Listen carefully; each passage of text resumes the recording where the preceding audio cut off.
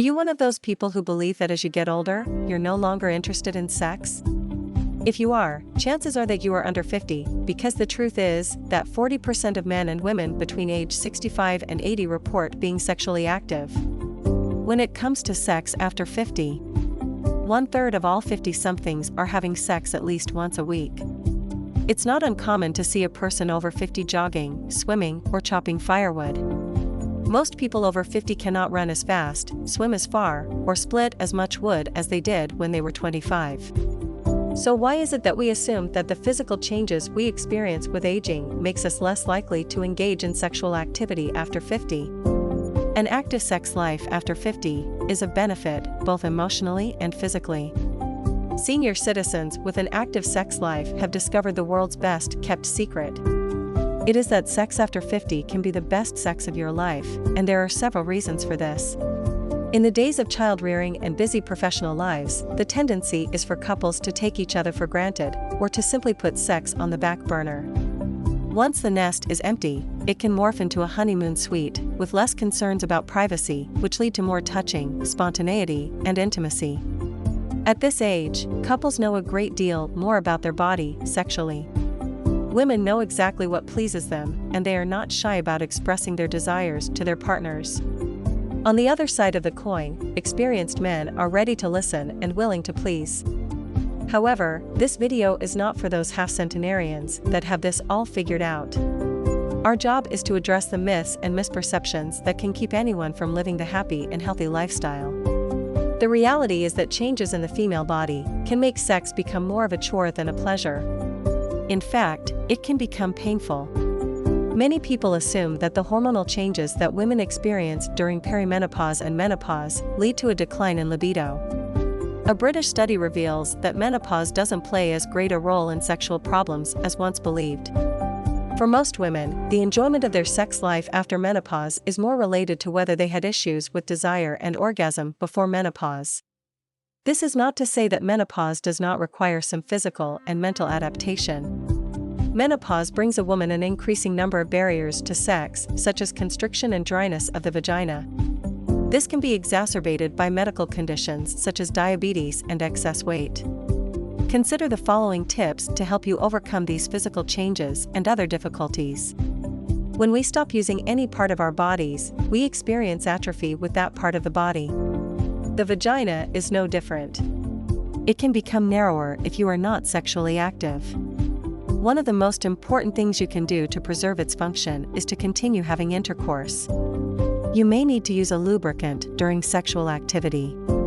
If dryness is a chronic issue, you may also need to use a moisturizer.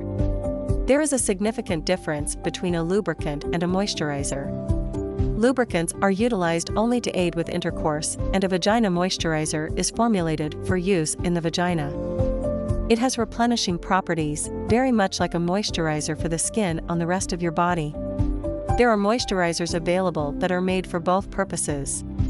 Use either product on a regular basis if you're experiencing dryness. Be sure to use water-based and fragrance-free lubricants and moisturizers. Unless directed by your doctor, avoid douching, as it can be drying. Addressing the pain of vaginal dryness is about time and relaxation. Slow everything down and take plenty of time for arousal. Tell your partner you need lots of foreplay. Setting the mood with a warm bath before sex serves two purposes. First, to relax your mind, and second, to relax your muscles and prepare your body for intimacy. If you are on medications, talk to your doctor or pharmacist to determine if there is anything that could be affecting your libido. Sometimes they can make adjustments to your dosage or change the medication if that will help. If lubricants or moisturizers are ineffective, your doctor may recommend a low dosage of vaginal estrogen. She or he can recommend a number of medications and treatments to help with your discomfort.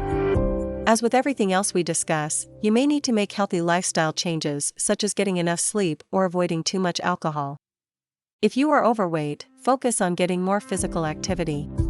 It's not always easy for people at midlife to lose a lot of weight, but one of the best and easiest exercises can be walking at a brisk pace on a regular basis. A very important part of your sexual enjoyment will be your communication with your partner. Not just through talking, but also through intimacy. Approach the subject as you would any challenging issue in your relationship. Your partner should know how you feel, but he or she won't if you cannot tell them. Avoid making accusations, simply express to them that you want to talk about a goal of making sex enjoyable for both of you. Quite often, a lack of desire is related to relationship issues. If you cannot find solutions on your own, you may need a therapist to help you and your partner. Remember that sex is not always about intercourse. If you have medical conditions that limit sexual activity, you and your partner may need to get creative. Try sexual positions that will make intercourse more comfortable, or consider alternatives to intercourse such as massage or sex toys. The important thing is to remember your goal: to have fun. You probably won't agree on everything, just look for common ground to find something you both accept as fun or interesting. One final thing for now. Don't be shy about talking to your doctor. Quite often, patients feel uncomfortable talking about issues of sexuality, even with their gynecologist. Remember, doctors understand the reasons for dysfunction, and they can work with you to get to the underlying problem. Remember, the more sex you have, the more you will want to have. And that is not a bad thing. The young folks will just have to wait until they are age to have this much fun. We have enjoyed bringing you another video, and thank you for watching this to the end. The tips and suggestions mentioned in this video are for general information purposes only, and should not be construed as professional medical advice. It's important to consult with your physician for medical advice regarding improving your sex life after 50, to ensure that you have a clear understanding of your issues from a medical or mental health standpoint. Always consult your doctor or a professional healthcare provider if you have any specific questions about any medical matter. Is there a particular subject you would like to know more about healthy living after 50? Leave us a comment and we'll be happy to put together a video. Keep an eye out for our next video, and if you have learned anything from watching, please support our channel by giving us a like, subscribing to our channel, and hitting the notification bell.